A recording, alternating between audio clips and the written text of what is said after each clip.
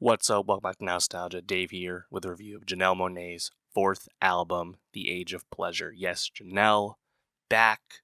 First album since 2018. Yes, Dirty Computer was already 5 years ago.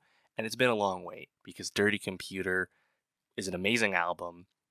It was my number 2 album of 2018. In retrospect, probably my number 1 album of 2018, to be honest. Reviewed it on the pod back in the day. Check that out. And yeah, Janelle's been busy, acting, doing all kinds of stuff. We just saw Janelle in Glass Onion last year, where Janelle was great at, in a kind of a dual role. Spoilers for Glass Onion.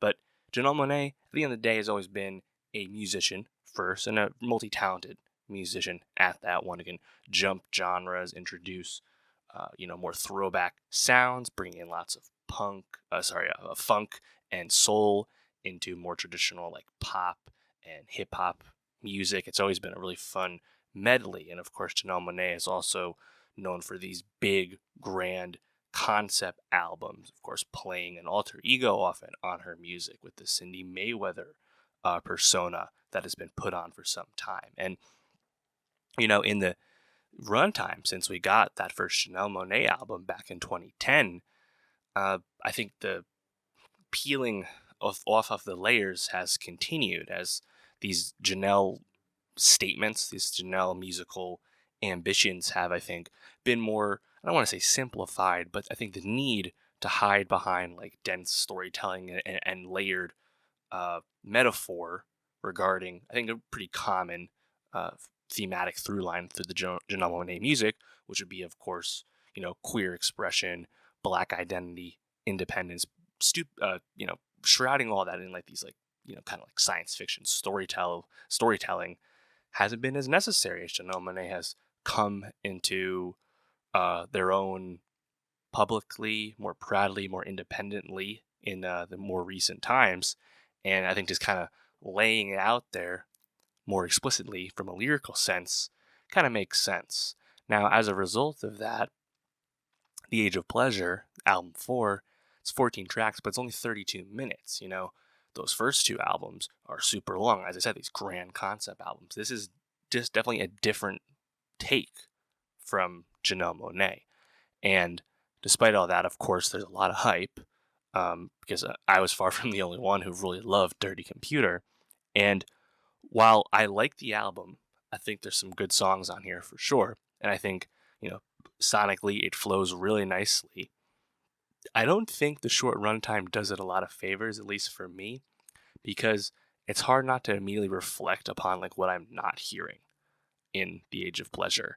And I just kind of think back on like some of the bigger, grander songs that were on Dirty Computer, for example. Songs like, Make Me Feel or Screwed, Pink even. Like there's just some like big, really like showy songs. I like that as well. And I think there's a few of those on The Age of Pleasure, but not to that degree. There's nothing quite as like pop maximalist in a really fun, jubilant way as like Screwed, or as hard from a hip hop standpoint as Django Jane.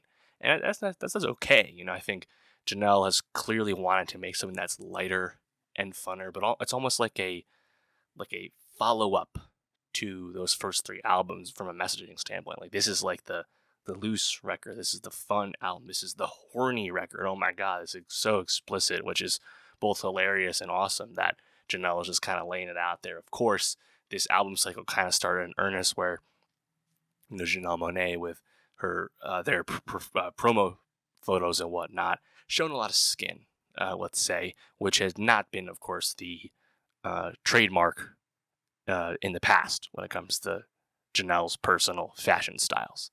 And that got a lot of attention on social media. Good marketing, I guess we could say. But it really does fit the album. Look at the album cover, again, showing a lot of skin. It fits the album, this kind of looseness, this carefreeness. And I guess it makes sense as, the first post-pandemic album from Janelle Monáe, that this would perhaps be that sentiment, So in a sense, I'm a bit like, I don't want to say let down, but I'm a bit like disappointed that it's not quite as grand as her past work.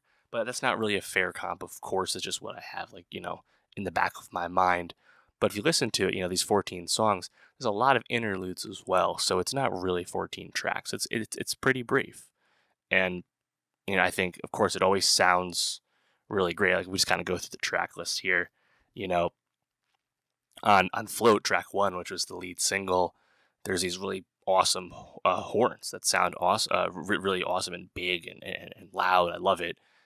Champagne Shit, track 2, the horns are still there. It's very funky sound. The drums really kicking in. Going through, I think like the horn production, the funk production is probably the most consistent thing you get here. Like No Better, the horns are really great on that one as well. But again, like nothing's ever like super big. I think it's more about like cohesion and like sequencing, because this album will like sneak up on you in terms of like, oh, that's an interlude. Like, for example, what was it? Black Sugar Beach, track 3. It's the first interlude. It really just comes across as an outro of Champagne Shit, and the mixing is so good that I didn't even realize it was a new track in the track listing. It just sounded like it was part of Champagne Shit, but no, it's actually its own thing.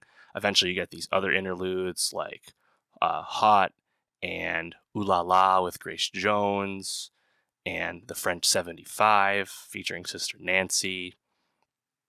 And that's all fine and good, but like it feels a bit slight to me. I think my favorite songs on this would be the second single, Lipstick Lover, just really catchy, probably the closest thing Janelle has on this album to like a really poppy track. That one's really fun. The Rush, I think, is quite good, featuring Nia Long and Amari. That is like really sexy, really explicit. That one's really fun. Water Slide, that's probably my favorite song. It's a very thinly veiled metaphor about being wet below the belt, let's say. So from the horny standpoint, it's fitting that bill, but I think it's just actually like really awesome from a vocal standpoint. I love the way it ends. The only song that I thought didn't really work for me was Phenomenal with Doechii. I'm a Doechii fan for sure, and Doechii has had a recent hit with What It Is. Doechii's a very talented artist. Really excited for like a big full length from her. But I don't know, it kind of felt like a song that was like a few different parts, doesn't quite fit together for me. I don't think Janelle necessarily impresses on that song either. So that's the only real miss for me. I think Champagne Shit's very, very fun as well. Just the flexing from a lyrical standpoint from Janelle, quite enjoyable. But again, it's not quite as like hard as Django Jane is on Dirty Computer, as I said. But that one's a fun song as a looser one. Honestly, Float, like, I think the Float verses are good, but the hook, like, very repetitive, and I think kind of weakly written for, Janelle's standards, that's for sure. Does have a really fun quotable from Janelle, though. Of course, they said I was bi.